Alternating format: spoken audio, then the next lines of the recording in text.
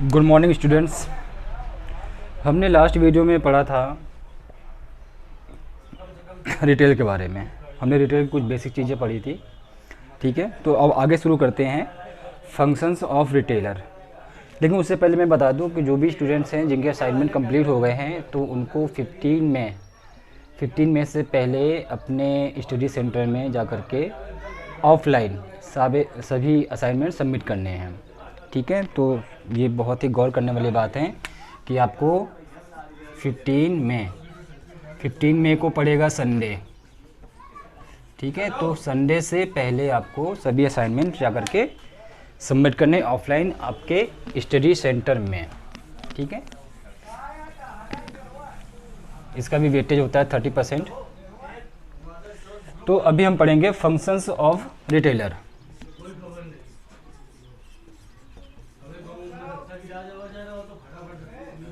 Functions of retailer ये बहुत ही important चीज़ है, इम्पॉर्टेंट टॉपिक है। इसको बहुत ही आप ध्यानपूर्वक पढ़िएगा।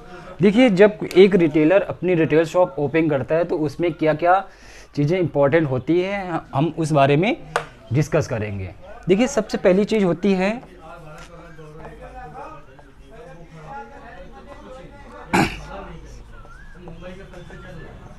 Accessibility of location. Accessibility of location का मतलब हो गया कि पहुंचने योग्य स्थान।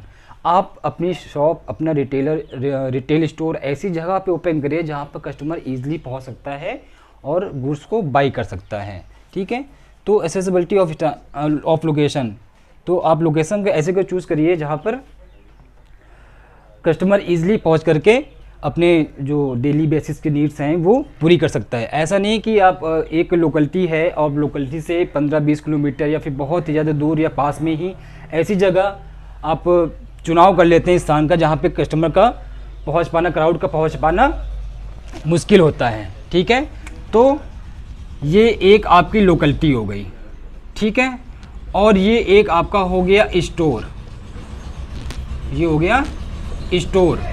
तो पहले तो स्टोर में पहुंचने के लिए आप जो रास्ता है वो बिल्कुल सही होना चाहिए, ठीक है।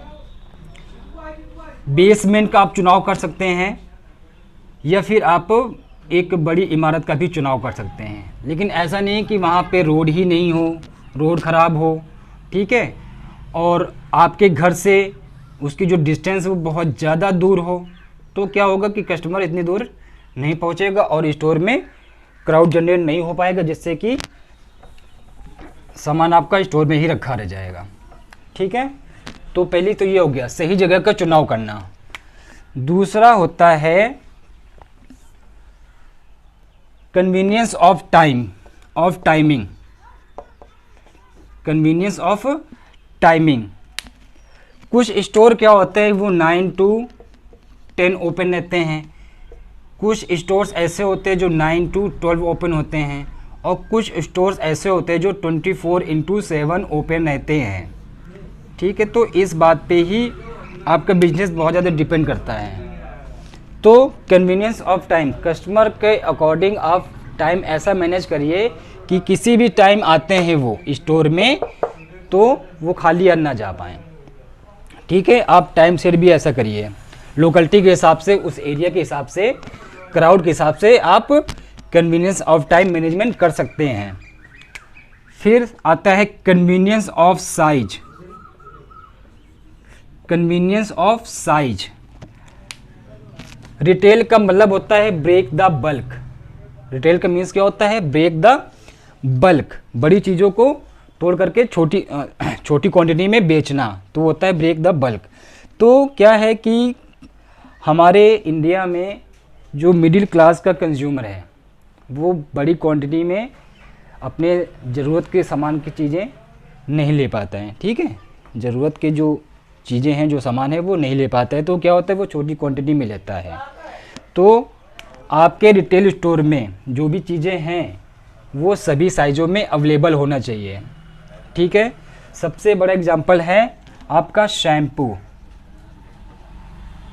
शैम्पू जो है वो स्मॉल सैशे में भी मिल जाता है, ठीक है। जो एक नमकीन का पैकेट है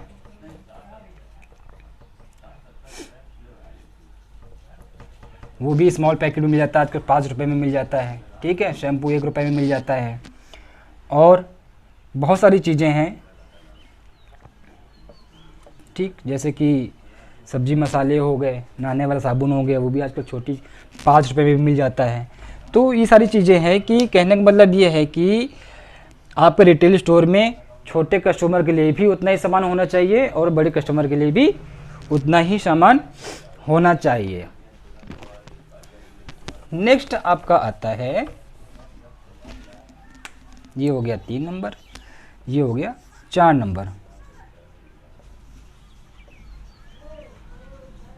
इंफॉर्मेशन। इंफॉर्मेशन क्यों इम्पोर्टेंट होता है? देखिए, सबसे पहले जो आपका स्टाफ है, आप एक डेली सुबह मीटिंग करिए, या आप खुद इतना अपडेट रहिए कि कोई भी नया ऑफ़र आता है, कोई भी नई स्कीम आती है, कोई भी नया प्रोडक्ट लॉन्च होता है, तो प्रोडक्ट के बारे में नॉलेज उसको होनी चाहिए। ठीक, आपको होनी चाहिए और आपके स्टाफ होनी चाहिए, तभी आप किसी कस्टमर को आगे वो इंफॉर्मेशन दे करके अपने बिजनेस को, अपने रिटेल स्टोर को और अच्छा मार्जिन दिला सकते हैं। ठीक है, तो ये हो गया इंफॉर्मेशन। अब सबसे इम्पॉर्टेंट एक और आता है लास्ट में, CCS।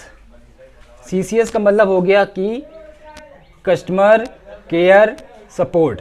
अगर किसी भी कंज्यूमर की कोई कंप्लेन है या फिर उसके कोई इंक्वायरी है, वो कोई भी जानकारी आपसे चाहता है, तो आप एक ऐसा उसके लिए टोल फ्री नंबर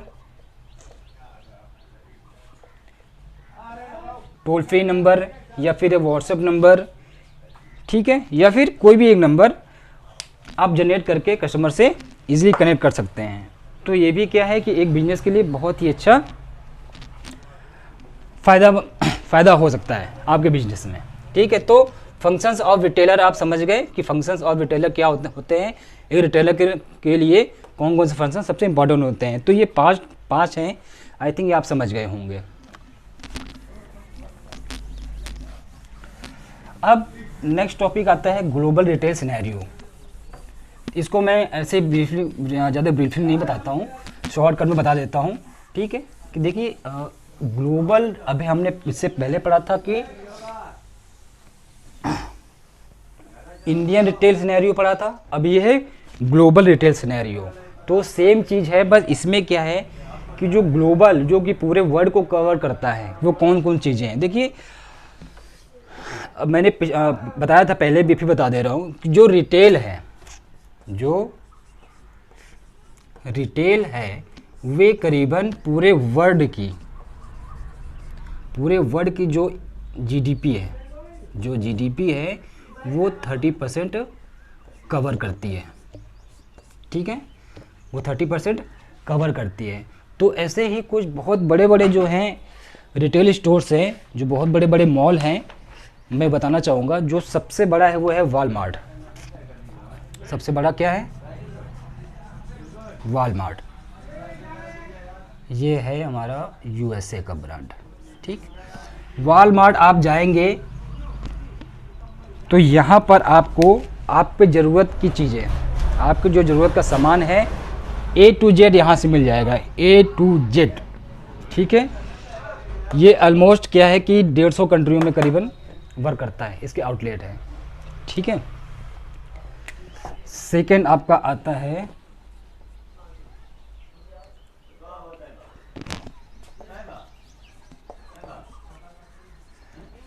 ग्रुप। ठीक है, ये क्या है? ये है फ्रांस का, ये स्टोर से the Kroger company, the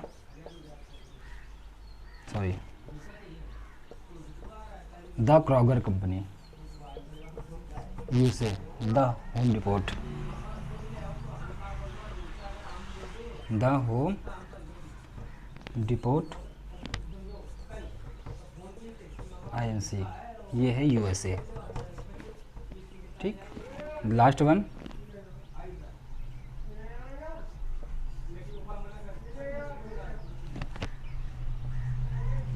metro कहाँ का है? ये है जर्मनी। तो ये जो 5 मैंने आपको बताया है रिटेल स्टोर, ये पूरे वर्ल्ड में इनके आपको आउटलेट मिल जाएंगे, ठीक है। और जो सबसे ज़्यादा जो जीटीपी अगर ये पूरे वर्ल्ड में क्रिएट करते हैं, ठीक है, जिनका हिस्सा रहता है तो इन 5 का रहता है, ठीक। इनके बारे में ज़्यादा मैं डीप नहीं लूँगा क्योंकि ज़्यादा इंपॉर्टेंट नहीं है ये, जितना इंपॉर्टेंट है हम वही केवल पढ़ेंगे, ठीक है। टाइम कम है, एग्ज़ाम्स अभी आने ही वाले हैं, जो मेन टॉपिक्स हैं हम उनको ही कवर करेंगे।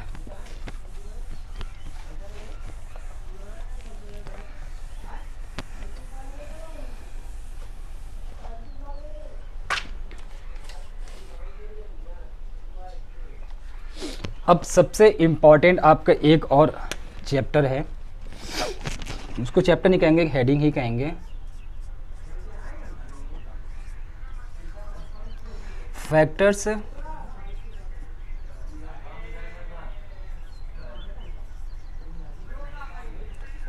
Influencing the growth of retail in India.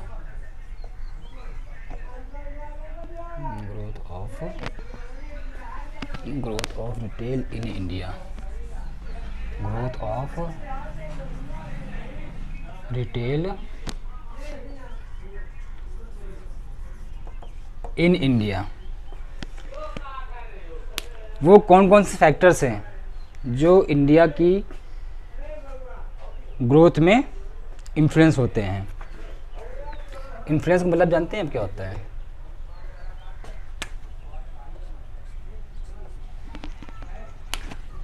प्रभावित होना। इन्फ्लुएंस मीन्स क्या होता है? प्रभावित होना। तो वो कौन कौन से फैक्टर्स हैं जो इंडिया की ग्रोथ में प्रभावित होते हैं, हम उन फैक्टर्स के बारे में अब हम बात करेंगे। देखिए, ये वैसे बोर्ड में बताने वाली चीज़ें नहीं हैं, मैं थोड़ा सा मैनुअली बता देता हूँ। सबसे पहले क्या है कि इंडिया की पॉपुलेशन, जो हमारी इंडिया की पॉपुलेशन है वो भी हमारी रिटेल की ग्रोथ में एक हिस्सा लेती है, ठीक है। अब इंडिया जो है वो वर्ल्ड की सेकंड पॉपुलस कंट्री है। हमारे इंडिया की जो कह सकते पॉपुलेशन है वो भी बताया गया है इस किताब में कि सेकंड है। इस GDP is like to surpass China by 2015 के बाद ये जो जीडीपी है वो बड़ी है, चाइना से बड़ी है, ऐसा इस किताब में बताया गया है, लेकिन मुझे ऐसा नहीं लगता है। तो ये कुछ टॉपिक्स हैं, आप इसको देख लीजिएगा। सबसे पहले आता है, आप नीचे मैं देखूंगा थोड़ा किताब में, आप पेज नंबर 10 ओपन कर लीजिएगा। Consumer focused selling. हमें किसी भी प्रोडक्ट को बेचने के लिए कस्टमर पर फोकस करना पड़ता है। Focus should be on the consumer. Consumer में आपका फोकस होना चाहिए। His demand and his changing tested and preference. हमेशा ये बात का ध्यान रखना चाहिए कि कस्टमर की क्या डिमांड है, कि वो किस तरीके का सामान चाह रहा है, ठीक है, उसकी ज़रूरत क्या है। Due to the diversity of country, no standardization in format is possible for the entire population. इतनी बड़ी पॉपुलेशन के लिए हमें हमेशा तैयार रहना चाहिए कि उसका टेस्ट क्या है। टेस्ट का मतलब हो गया चॉइस। टेस्ट का मतलब हो गया चॉइस।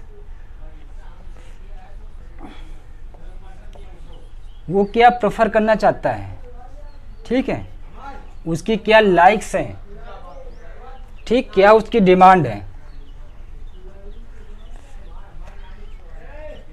और उसका साइज ऑफ पॉकेट क्या है। साइज ऑफ पॉकेट का मतलब ये हो गया कि वो कितने कीमत का सामान खरीदना चाहता है, ठीक। Simple over complex.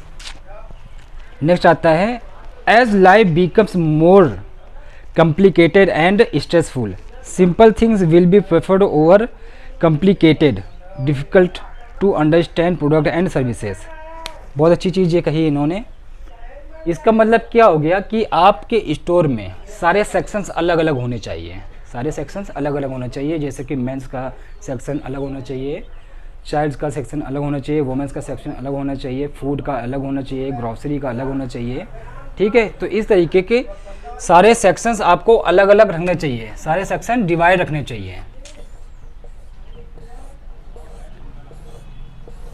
ठीक, ये हो गया सपोज मेन का सेक्शन, ये हो गया वोमेन का सेक्शन, ये हो गया चाइल्ड का सेक्शन, ये फूड का हो गया, ग्रोसरी का हो गया, ठीक है, और ये होम एंड अप्लायंस का हो गया।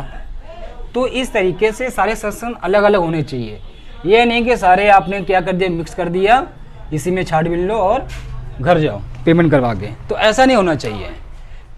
लोगों के पास टाइम कम है, वो क्या आते हैं कि आप एक कस्टमर एक जगह से आएगा, अपना एंट्री करेगा, उसको अगर मेंस में चाहिए तो मेंस में वो चीज़ें देखेगा। अब मेंस में भी क्या होगा कि इसमें भी डाइवर्सिटी करेंगे हम लोग, कि जो आपकी जीन्स ट्राउजर्स हैं उसका एक रैक अलग रखेंगे, शर्ट्स का रैक अलग रखेंगे। शर्ट्स में भी दो कैटेगरी हो गई, एक हो गई फॉर्मल और एक हो गई कैजुअल, इनको अलग अलग रखेंगे। फिर टी शर्ट्स में, टी शर्ट भी formal and casual, half and full, ठीक। ऐसे ही जीन्स में हो गया, जीन्स में किसी को फॉर्मल चाहिए, किसी को कैजुअल चाहिए, है, किसी को किस टाइप की चाहिए, सभी की चॉइस अलग अलग होती है, पसंद अलग अलग होती है। तो इस तरीके से आप एक रिटेल को मैनेज करेंगे, ठीक है। हर चीज़ें अलग अलग होनी चाहिए। जनरली क्या होता है कि जो लोकल मार्केट होती है वो एक आप गए, भैया हमको ये सामान चाहिए, हमको जीन्स दिखा दीजिए, तो वो क्या कर रहे हैं, जीन्स जो को दड़ा दड़ा आपको दिए जा रहा है। तो क्या होता है, कुछ देर बाद आप टायर्ड हो जाते हो, भैया और कोई है, भैया और को दिखा दीजिए, और को दिखा दीजिए। तो उसके बाद में जो रिटेलर है वो खुद टायर्ड हो जाता है, भैया और है नहीं हमारे पास में। तो ये होता है। तो इस तरीके से अगर आप एक रिटेल को मैनेज करेंगे तो आई थिंक प्रॉब्लम नहीं होगी। दूसरा आता है टाइम सेविंग। देखिए, जब इस तरीके से रहेगा तो कस्टमर का टाइम सेविंग भी रहेगा, ठीक। कस्टमर तुरंत गया, उसने पसंद किया, ठीक, कैश काउंटर में गया, बिलिंग करवाई और निकल गया। ट्रस्ट सबसे इम्पॉर्टेंट चीज़ है बिजनेस में, ट्रस्ट होना। अगर बिजनेस में ट्रस्ट नहीं है तो कोई भी बिजनेस लॉन्ग टाइम तक सर्वाइव नहीं कर पाएगा। ट्रस्ट कैसे जनरेट होता है? सबसे पहले चीज,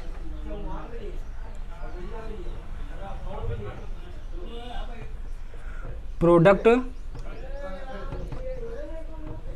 क्वालिटी, प्रोडक्ट क्वालिटी होना चाहिए।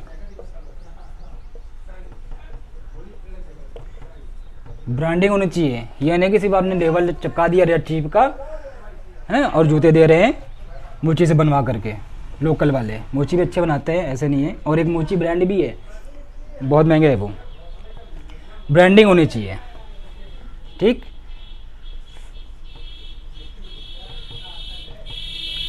प्राइसिंग जेन्युइन होनी चाहिए। प्राइसिंग क्या होनी चाहिए? जेन्युइन होनी चाहिए। आप लोकल में लेते हो तो मैं गया अगर जानने वाला तो कोई चीज़ अगर है तो वो 200 में लेके चला आ रहा है, ठीक। मेरे पड़ोस वाला गया तो वो 220 रुपये के लेके आ रहा है। हमारे चाचा जी गए तो वो 250 रुपये के ला रहे हैं। और हमारी चाची गई तो वो 150 रुपये में लेके चली आ रही हैं। अब चाची को 150 में क्यों मिल गया? क्योंकि जो लेडीज़ें होती हैं वो बार्गेनिंग अच्छा कर लेती हैं, ठीक है। तो प्राइसिंग क्या है कि हमें एक प्राइस फिक्स रखना चाहिए कि हमारे चाहे चाचा हैं चाहे चाची हैं, एक ही प्राइस है, उसी प्राइस पे ही मिलेगा, ठीक। तो ये ट्रस्ट हो गया भाई साहब। अब अदर आता है, अदर फैक्टर आता है, एक इम्पॉर्टेंट है, maintaining low cost of operation. कि आपका जो ऑपरेशन है, जो आपके एम्प्लॉयज़ हैं, उसमें भी आपको लो कॉस्ट मेंटेन करनी पड़ेगी। Investment in appropriate and cost effective technology. आपको एक ऐसी टेक्नोलॉजी पे इन्वेस्ट करना चाहिए जो कि इफ़ेक्टिव हो और इजी हो। टेक्नोलॉजी का मतलब क्या हो गया कि जो आपका ऑपरेटिंग सिस्टम है, ठीक है, जो आपने एक सॉफ्टवेयर बनवा रखा है बिलिंग करने के लिए, वो आपका अच्छा होना चाहिए, सस्ता होना चाहिए। दूसरा, जो सीसीटीवी कैमरास हैं वो अच्छे और सस्ते होने चाहिए। Focusing on customer service and loyalty. हमेशा आपको कस्टमर सर्विस फोकस करना चाहिए और लॉयल्टी फोकस करना चाहिए। लॉयल्टी मैं थोड़ा सा आपको ब्रीफ कर देता हूँ, लॉयल्टी क्या होती है। अभी एक आपका आएगा लॉयल्टी प्रोग्राम, आगे चैप्टर में पढ़ेंगे हम, तो मैं वहाँ पे आपको अच्छे से बताऊँगा लॉयल्टी प्रोग्राम क्या होता है। लेकिन यहाँ पे मैं थोड़ा सा आपको ब्रीफ कर देता हूँ।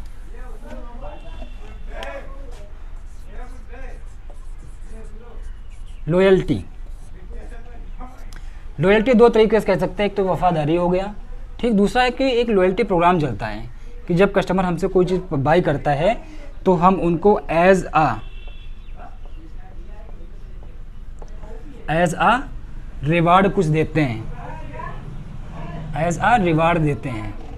कुछ कस्टमर्स क्या करते हैं कि पॉइंट्स उनको मिल जाते हैं, ठीक। तो वो अगर कोई चीज़ उसने परचेज़ करी तो उनको हमने कुछ पॉइंट दे दिया, फिर वो कुछ बाद में आकर के पॉइंट को रिडीम करवा सकते हैं, या फिर हम तुरंत ही उनको एक रिवार्ड या गिफ्ट दे देते हैं। तो ये भी चीज़ होनी चाहिए लॉयल्टी में। अगला आता है आपका building a reliable supply chain and logistic system. आपकी जो सप्लाई चेन है, वे 24 आवर्स होनी चाहिए, 24/7 होनी चाहिए, ठीक। किसी कस्टमर ने अगर ऑर्डर किया है तो कोशिश करिए कि सेम डे उस प्रोडक्ट की डिलीवरी उसको मिल सके। अगर आप डिलीवरी नहीं करवाते हैं तो अगर कोई भी सामान आप रिटेल स्टोर में ख़त्म हो रहा है तो वो जल्दी से जल्दी मुहैया कराया जाए, वो आपके स्टॉक में आ जाए। Making and maintaining private brands. अब जो आपके प्राइवेट ब्रांड्स हैं, जो लोकल ब्रांड है, प्राइवेट ब्रांड हैं, उनकी अवेलेबिलिटी होनी चाहिए आपके स्टोर में। Reduce shrinking and pilferage. हमेशा याद रखें कि आपका जो स्टाफ है उनको आप इस तरीके से उनका वीक ऑफ कन्वर्ट करिए कि कभी भी आपके स्टोर में सिंकेज ना हो, ठीक है। कभी भी स्टाफ की सिंकेज ना हो कि कस्टमर खड़ा हुआ है, लंबी लंबी लाइनें लगी हैं और आपके पास स्टाफ ही नहीं है, तो आप और आपका जो भी स्टाफ ऑन ड्यूटी है वो कितना कवर करेगा। उससे क्या होगा कि कस्टमर हाइपर हो जाएगा और वो नेक्स्ट टाइम से किसी दूसरे स्टोर में मूव कर जाएगा, तो इसमें क्या हो गया, लॉस आपका हो गया।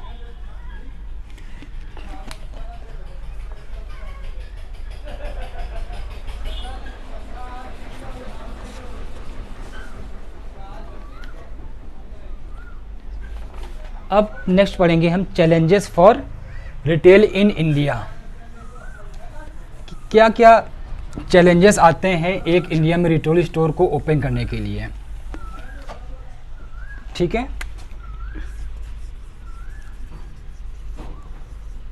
चैलेंजेस ऑफ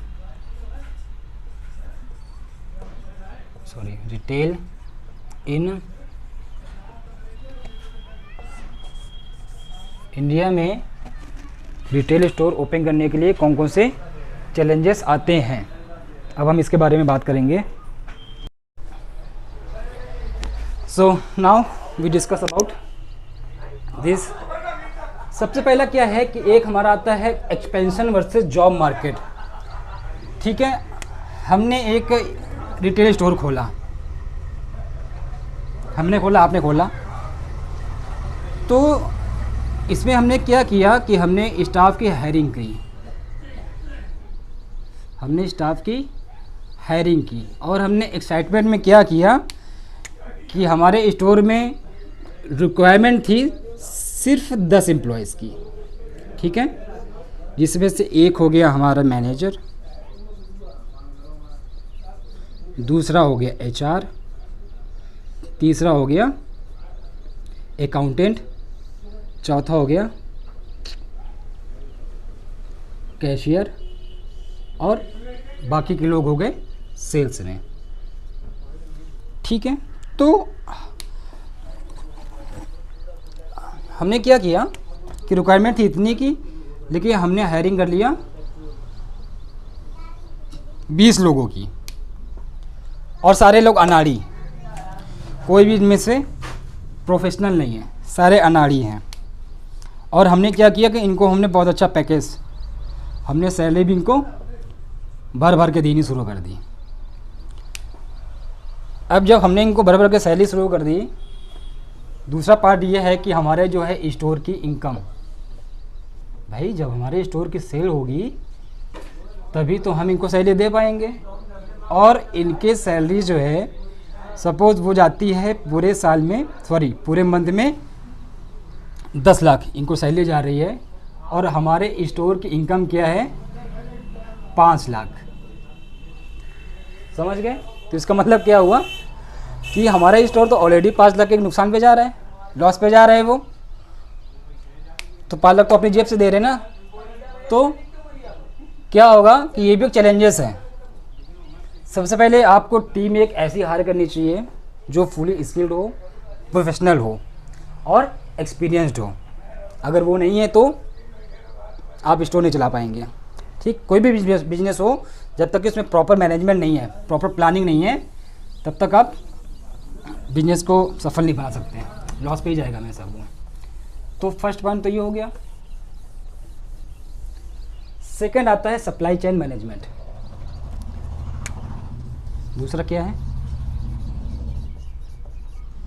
सप्लाई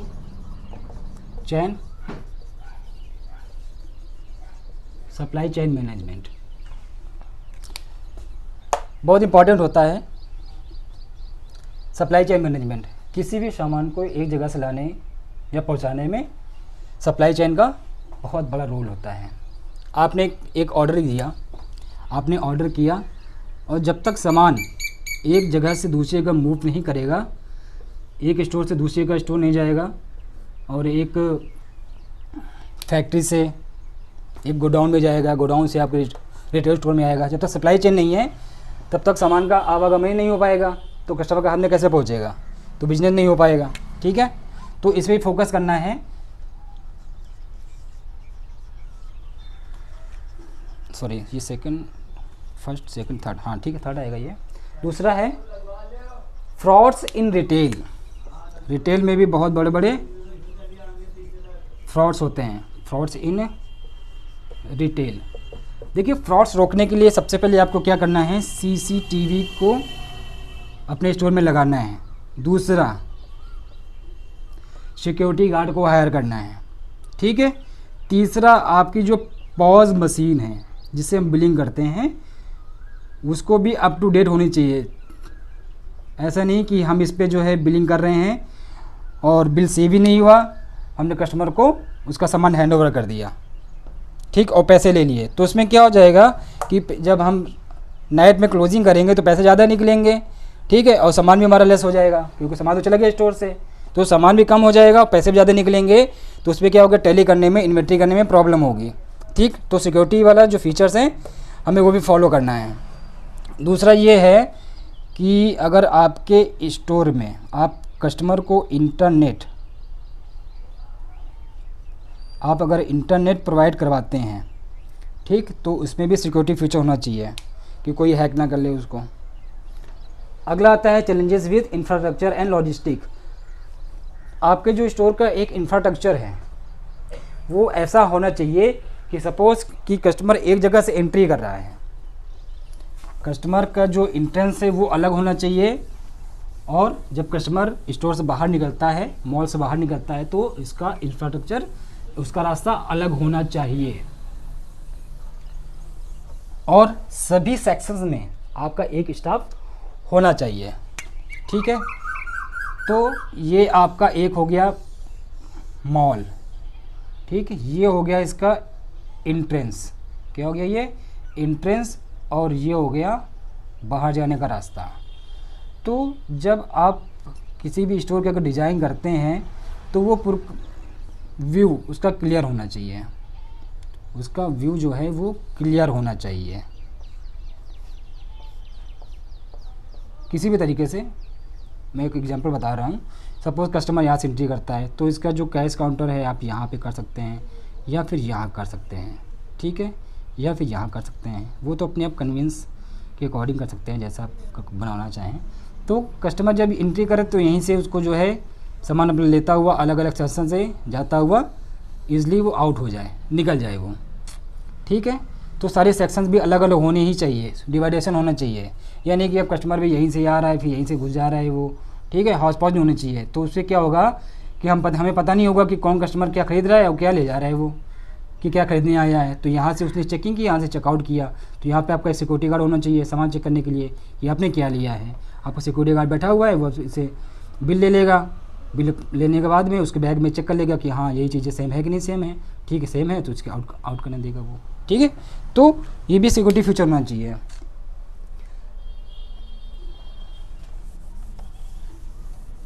तो आई थिंक आपका फर्स्ट चैप्टर ख़त्म हो गया है, ठीक है। तो इसमें जो भी डाउट हो आप मुझे कमेंट करिएगा, मैं आपको बता दूंगा, उसमें हम डिस्कस कर लेंगे जो भी डाउट होता है, ठीक है। तो आपका रिटेल सिनेरियो अभी ये फर्स्ट चैप्टर ख़त्म हो गया। अब नेक्स्ट हम टॉपिक पढ़ेंगे रिटेल कंज्यूमर, ठीक है। तो नेक्स्ट वीडियो में आपके लिए रिटेल कंज्यूमर लेकर आऊँगा। तब तक के लिए आप तैयारी करते रहिए, पढ़ते रहिए और वीडियो दोस्तों के साथ शेयर करते रहिए। Thank you.